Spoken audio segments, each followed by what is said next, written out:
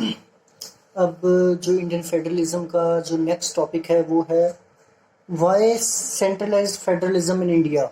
आखिर भारत में केंद्रीकृत संघवाद क्यों है, अर्थात भारत में जो संघवाद का जो ढांचा है वो केंद्र के पक्ष में क्यों है।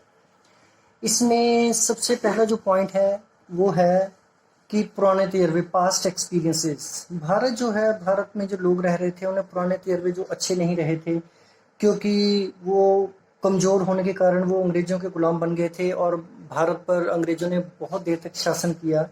इसलिए ये भारत के संविधान निर्माताओं के लिए बहुत ज़रूरी हो गया था, जो संविधान बनाने के एक्सपर्ट्स हैं उनके द्वारा ये ज़रूरी हो गया था कि जो केंद्र सरकार है उन्हें मजबूत किया जा सके ताकि भारत दोबारा गुलाम ना बन सके। सेकेंड पॉइंट है समय की मांग, need of the time, need of the our.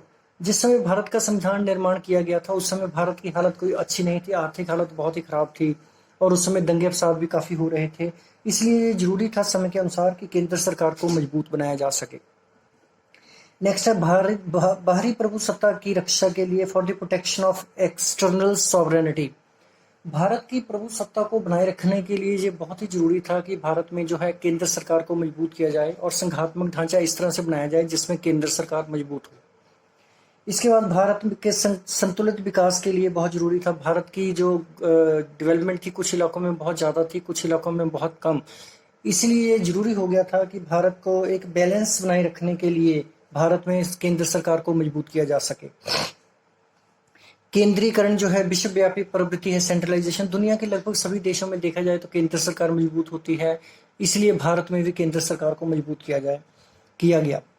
जो स्थानीय विषय हैं जो है महत्ता के विषय हैं वो राष्ट्रीय महत्ता के विषय बन गए। बहुत सारी कुछ एक प्रॉब्लम्स ऐसी होती हैं जो कि स्थानीय होती हैं, लेकिन जब हम संघात्मक सरकार में केंद्र और राज्य सरकार मिलकर काम करते हैं तो बहुत सारी स्थानीय समस्याओं का हल जो है वो केंद्र सरकार करती है।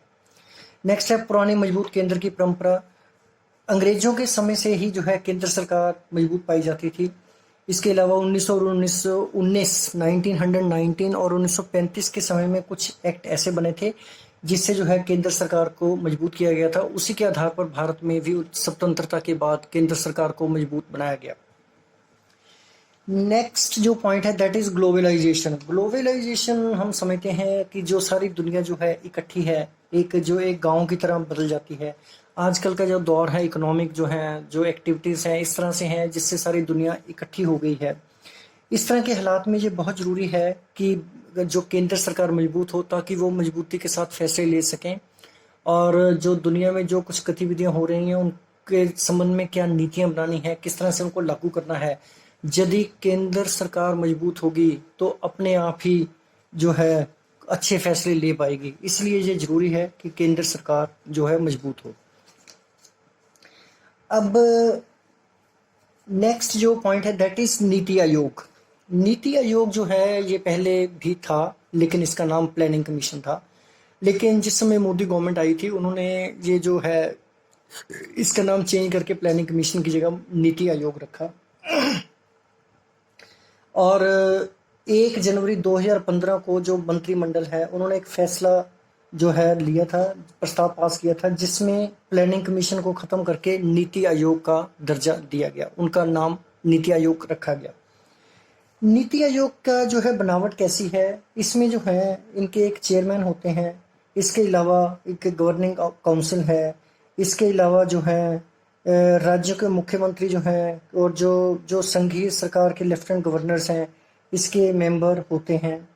इसके अलावा जो है 6 जून 2019 को प्रधानमंत्री श्री नरेंद्र मोदी के द्वारा नीति आयोग के पुनर्गठन का जो है फैसला किया गया। इसमें जो है आखिर इसके एक्स ऑफिशियो मेंबर्स होते हैं, ठीक है। गृह मंत्री जो हैं श्री अमित शाह, रक्षा मंत्री जो हैं श्री राजनाथ सिंह और जो वित्त मंत्री हैं श्रीमती निर्मला सीतारमन और जो एग्रीकल्चर किसान भलाई मंत्री श्री नरेंद्र सिंह तोमर जो हैं इनके जो हैं एक्स ऑफिशियो मेंबर्स हैं। इसके अलावा नीति आयोग का सभापति और जो होता है वो हमेशा प्रधानमंत्री होता है, जैसे पहले प्लानिंग कमीशन के चेयरमैन जो है प्रधानमंत्री होते थे। इसके अलावा इनका एक ईओ होता है, चीफ एग्जीक्यूटिव ऑफिसर होता है। इनके अलावा एक क्षेत्रीय परिषदों की व्यवस्था भी इसमें की गई है। नीति आयोग के काम क्या है? नीति आयोग के वही काम हैं जो पहले प्लानिंग कमीशन के द्वारा किए जाते हैं। ये एक थिंक टैंक का काम करता है और ये जो है आर्थिक रणनीति बनाने में बहुत ही महत्वपूर्ण भूमिका निभाता है और ये समय समय पर जो है फैसले लेता है जो भारत के पक्ष में हो। Thank you.